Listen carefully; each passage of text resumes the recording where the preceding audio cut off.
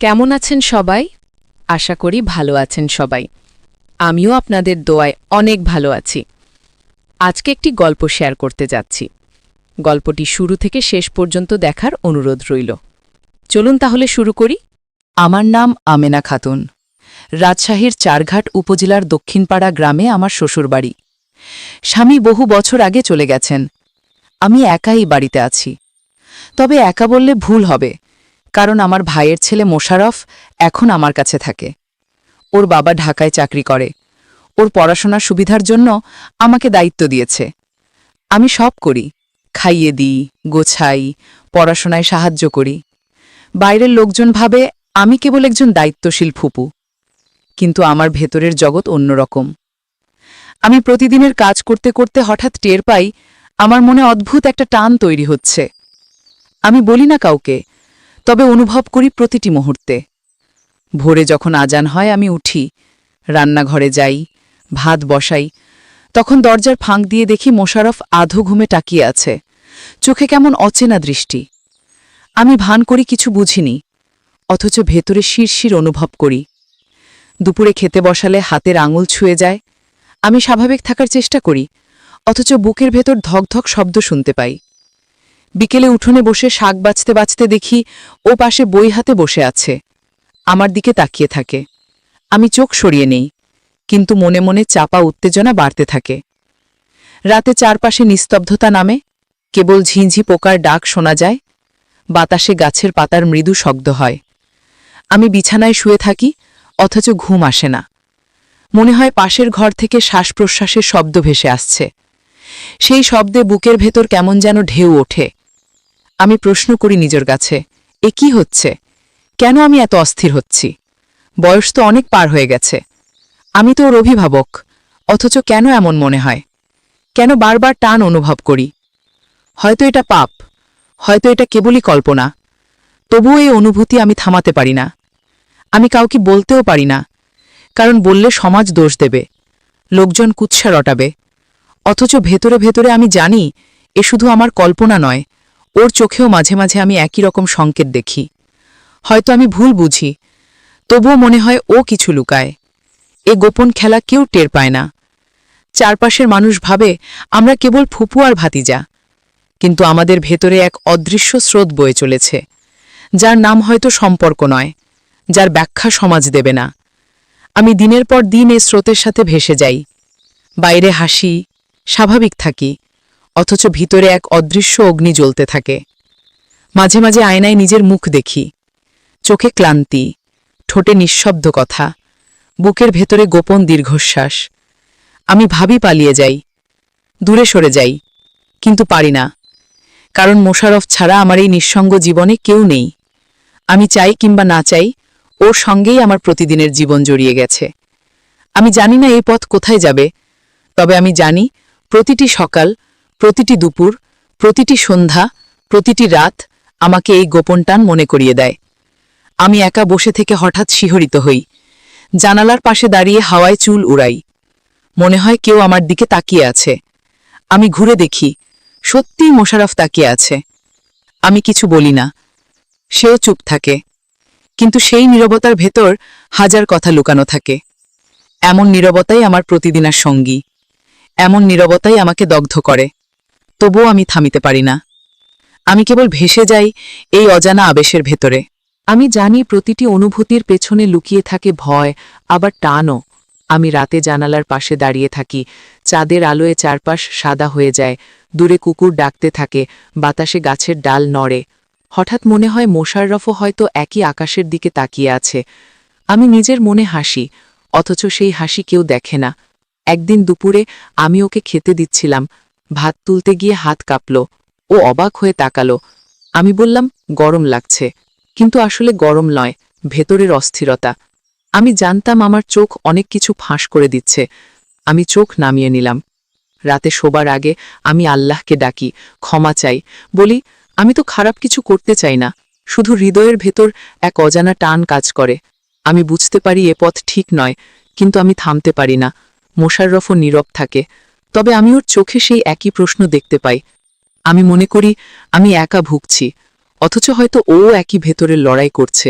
এই লড়াই কারো চোখে পড়ে না। বাইরে সবকিছু স্বাভাবিক, গ্রাম্য জীবন নিজের নিয়মে চলে। বাজার বসে, লোকজন কাজ করে, মাঠে ধান কাটে, সন্ধ্যায় সবাই গল্প করে, কিন্তু আমাদের ঘরের ভেতরে এক গোপন আবহ তৈরি হয়। আমি কখনো ভাবি লোকজন বুঝতে পারবে, আবার ভাবি কেউ কিছু বুঝবে না, কারণ আমরা মুখে কিছু বলি না, শুধু নীরবতা দিয়ে সবকিছু চলতে থাকে। একদিন আমি উঠোনে কাপড় শুকাচ্ছিলাম, হাওয়ায় আঁচল উড়ে যাচ্ছিল। আমি ঠিক করতে গিয়ে দেখি ও দাঁড়িয়ে আছে, চুপচাপ তাকিয়ে আছে। আমি কিছু বললাম না, তবে ভেতরে অদ্ভুত কাঁপন অনুভব করলাম। এমন মুহূর্তে মনে হয় সময় থেমে গেছে। আমি বুঝতে পারি আমাদের নীরবতা আসলে সবচেয়ে জোরালো ভাষা। আমি রাতে শুয়ে ভাবি, যদি এ অনুভূতি প্রকাশ করি তাহলে কি হবে? সমাজ আমাকে দোষ দেবে, পরিবার মুখ ফিরিয়ে নেবে, অথচ হৃদয়কে বোঝানো যায় না। আমি চুপ করে যাই, কিন্তু টের পাই আগুন আরও জ্বলে উঠছে। আমি আয়নায় নিজের মুখ দেখি, বয়সের রেখা ফুটে উঠেছে, কিন্তু ভেতরে আমি এখনো মেয়ের মতো শিহরিত হই। আমি লুকোতে চাই, আবার চাই না। আমি জানি না এই গল্প কোথায় গিয়ে শেষ হবে, তবে আমি জানি আমাদের প্রতিদিনের নীরবতাই একদিন হয়তো উত্তর হয়ে দাঁড়াবে।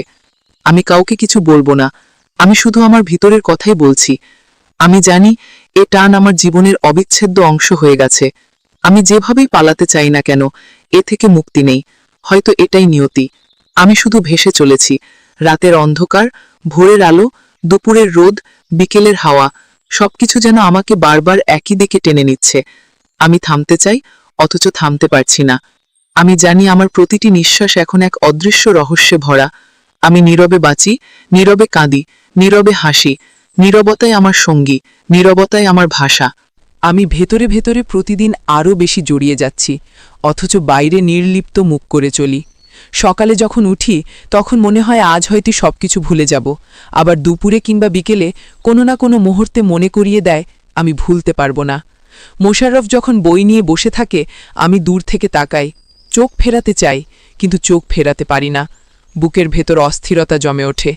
আমি চুপ করে রান্নাঘরে চলে যাই, হাঁড়ির ঢাকনা তুলে ভাত দেখি, অথচ মন থাকে অন্যত্র। কখনো মনে হয় আমি পাগল হয়ে যাচ্ছি, এমন এক যুদ্ধ লড়ছি যা কাউকে বোঝানো যায় না। আমি জানি এটা বলা যাবে না, সমাজ মানবে না, তবুও ভেতরে ভেতরে এক স্রোত বয়ে চলে। একদিন সন্ধ্যায় আমি উঠোনে বসেছিলাম, আকাশে লাল আভা, পাখির ডাক, চারদিকে গ্রাম্য নিস্তব্ধতা।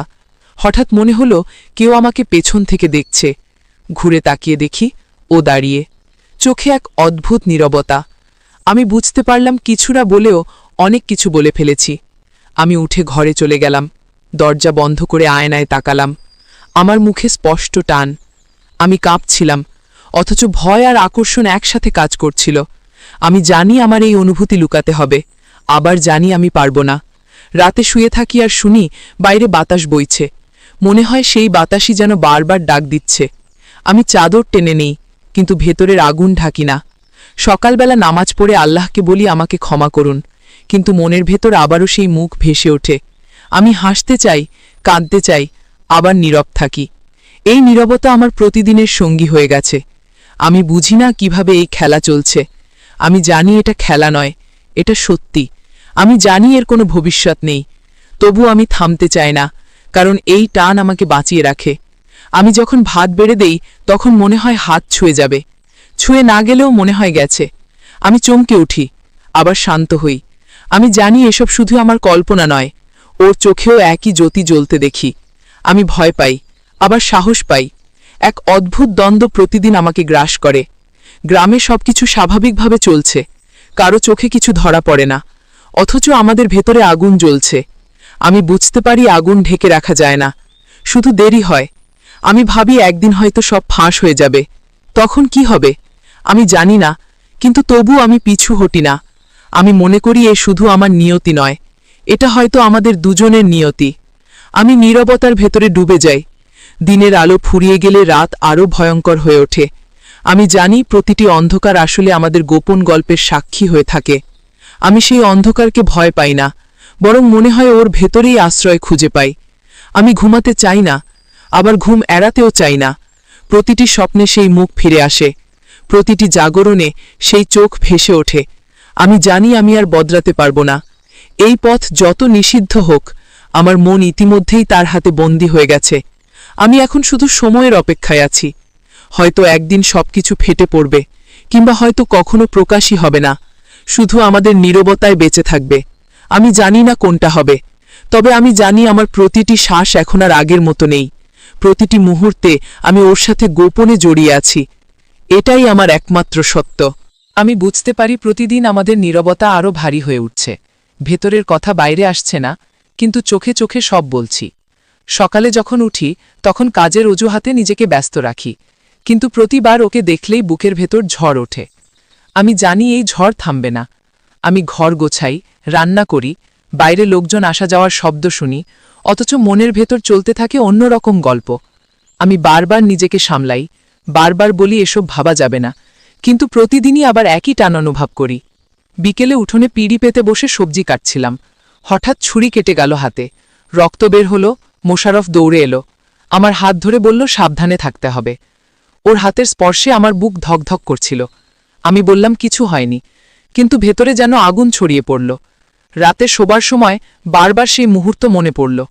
আমি জানতাম ওর হাতের ছোঁয়া আমাকে অস্থির করে তুলেছে। আমি চোখ বন্ধ করলেও ঘুম আসছিল না। জানালার বাইরে চাঁদ উঠেছিল, সেই আলো ঘরে ঢুকে পড়েছিল। মনে হচ্ছিল চাঁদও আমাদের গোপন কথা জানে। আমি চাদর টেনে নিই, কিন্তু আলো আটকানো যায় না, ঠিক যেমন এই অনুভূতিও আটকানো যাচ্ছে না। আমি ভাবি এভাবে কতদিন চলবে। আমি ভয় পাই লোকজন কিছু বুঝে ফেলবে। গ্রামে মানুষ তুচ্ছ ব্যাপারেও গসিপ করে, অথচ এত বড় বিষয় তারা জানলে আমাকে শেষ করে দেবে।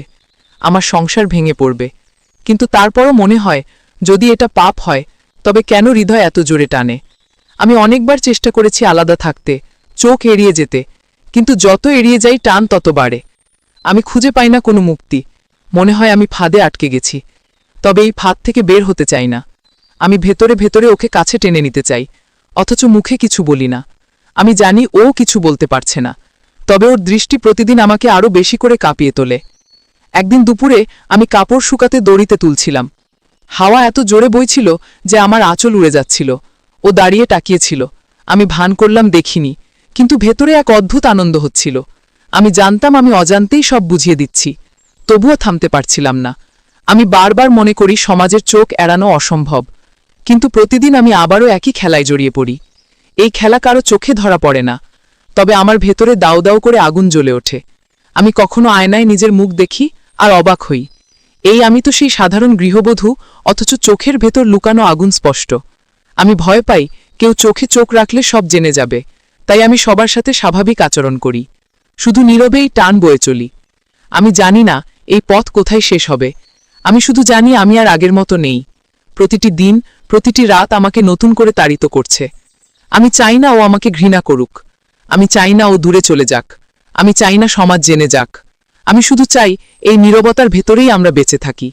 আমি জানি এটা কঠিন, কিন্তু আমি এই কষ্টকেই ভালোবেসে ফেলেছি। আমি মনে করি এই কষ্ট ছাড়া আমার বেঁচে থাকা অর্থহীন। আমি স্বপ্ন দেখি, আবার ভয় পাই। আমি হাসতে চাই, আবার কান্না থামাতে পারি না।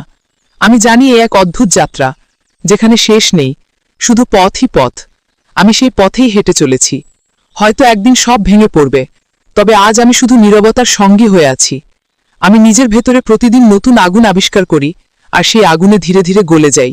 আমি জানি আমার ভেতরের সেই অদ্ভুত টানটি কোনো দিন সহজে মিলিয়ে যাবে না। আমি বারবার নিজেকে স্মরণ করাই, মুশারফ এখন বয়স্ক, ওর জীবনের পথে নিজের সিদ্ধান্ত নেওয়ার অধিকার আছে। সেই কথাগুলো কেবল তেমনই যুক্তিসঙ্গত শব্দ, কিন্তু হৃদয় তাদের মানে না। আমি সকালবেলা উঠে রান্নাঘর সামলে দেখি ওর ছায়া উঠোনে, কেবল ছায়াই পুরনো স্মৃতির মতো আমার দিকে তাকায়। আমি ভান করি ব্যস্ত আছি, অথচ ভেতরে অচেনা শব্দ বেজে ওঠে, যেন কোনো সঙ্গীত বারবার ধীরে ধীরে কানে বাজে। ও যখন আমার কাছাকাছি আসে বই নিয়ে, আমি দুর্বলার মতো কাঁপি। আমি জানি এসব কথার ভুল ব্যাখ্যা হতে পারে, তাই মুখে বারবার বলি ইহা কেবল দায়িত্ব, ইহা কেবল যত্ন, কিন্তু অন্তরে অন্য গল্প করে। বিকেলের সেই ম্লান আলোয় আমরা দুজনে একসাথে চা খেয়ে বসি। ওর কথা শুনি, ও হাসে, আমিও হেসে ফেলি, কিন্তু হাসির ভেতরেও খাজ পড়ে, এক ধরনের অনাকাঙ্ক্ষিত তৃষ্ণা। এই তৃষ্ণা আমাকে দুমড়ে মুচড়ে দেয়। রাতে শুয়ে আমি প্রার্থনা করি, আল্লাহ আমাকে সঠিক পথ দেখান। আমি আমার অন্তর বিব্রত করি, আমি ভাবি এটা পাপ কিনা। আমি চিন্তা করি, যদি আমি আমার প্রয়োজন গোপন রাখি, ও যদি একদিন চোখ খুলে দেখে, সব জানে, তখন কি হবে? সমাজ কি বলবে? আমি জেনেও থাকি যে সমাজের বিচার কঠোর। গ্রামীণ সমাজ ঝটপট রাঁধে, গালি, গুঞ্জন ছড়ায়। কাজেই আমি নিজেকে বারবার সীমাবদ্ধ রাখি। কিন্তু সীমাবদ্ধ থাকার সাথে কাটা বাড়তে থাকে। আমি নিজের মনকে বোঝাই, তুমি তো একজন বিধবা, তবু কেন এমনভাবে হৃদয় নড়ে? কখনো কখনো মনে হয় স্বপ্ন আর বাস্তব একে অপরকে টেনে টানছে। আমি প্রতিদিন ভোরে উঠে নামাজ পড়ি। এই নামাজ আমাকে কিছুটা সান্ত্বনা দেয়, কিন্তু নামাজ শেষে কখনো ওর চিত্র এসে ধাক্কা দেয়। ওর চুলের গন্ধ মনে পড়ে, ওর মুঠোর শক্তি মনে পড়ে। ভেবে কেঁদে ফেলি। আমি লজ্জায় লুকিয়ে রাখি চোখ। সকালে বাজার থেকে ফিরলে ও বইয়ের পাতা উল্টাতে উল্টাতে আমাকে খুঁজে নেয়। ওর কথা শুনলে মনে হয় মনে কোনো দরজার খটখটানি হচ্ছে। আমি নিজেকে জিজ্ঞেস করি, কোথায় ভুল হয়েছিল? আমি কি কখনো কোনো ভুল করব? আর যদি করি, তবে কিভাবে ক্ষমা চাইব? আমি তাই চুপ থাকি। রাতের অন্ধকারে কখনো নিজেকে ডানায় মুড়িয়ে নিই, যেন ওই নীরবতা আমাকে ঢেকে রাখে। আর কখনো মন চায় জানালার পাশে দাঁড়িয়ে চাঁদের আলোয় ওর প্রতিচ্ছবি দেখব। আমি জানি এভাবে চলতে পারব না। আমি চাই না ওর ভবিষ্যৎ নষ্ট হোক। তাই নিজের মধ্যে একরকম কঠিন নিয়মবদ্ধতা বসাই। যখনই অনুভব করি সীমা লঙ্ঘন হতে চলেছে, আমি নিজেকে সরিয়ে নিই, কাজ করি, খুঁটিনাটি কাজে মগ্ন থাকি। কিন্তু প্রতিবারই না, প্রতিবারই কোনো না কোনো স্মৃতি আমাকে আবার টেনে আনে। মাঝে মাঝে মনে হয় আমার জীবন বদলে যাচ্ছে। আমি আত্মরক্ষার নামে কত রকম ছদ্মবেশ পরিধান করি। কখনো বকবক করে নিজেকেই ব্যস্ত রাখি, কখনো কাঁদতে কাঁদতেই রান্না করি, কখনো গান শুনি যাতে মন নীরব হয়। এসব কৌশল কিছুটা কাজ করে, কিন্তু ভেতরের আগুন ক্রমে বেড়ে যায়। আমি ভাবি, যদি আমি দূরে সরে যাই, ওর জন্য ভালো হবে কিনা। আমি জানি ওর পড়াশোনার ভার আমি থেকে দূরে থাকলেও কেউ নেবে, তবু আমার হৃদয়ে একাকিত্বে ভেঙে পড়ে। আমি নিজেকেই ভোতা করার চেষ্টা করি, বলি, আমেনা, দেখ, বাইরে মানুষ আছে, তাদের সেবা করো। নাতি নয়, প্রতিবেশীর অসুস্থ বয়স্ক দাদা আছেন, তাদের সাহায্যে মন লাগাও। তবু রাতে যখন ঘুম ভেঙে যায়, ওর স্মৃতি ফিরে আসে। কেবল স্মৃতি নয়, ওর উপস্থিতির অনুভূতিই আমার ভেতর ছড়িয়ে পড়ে।